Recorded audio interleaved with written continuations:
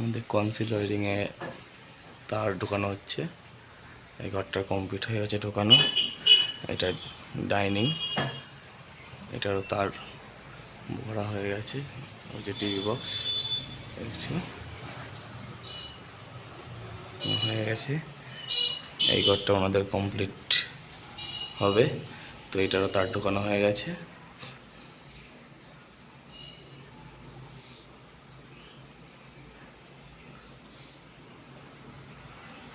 ওই ঘরটার circular box পরিষ্কার করা হচ্ছে।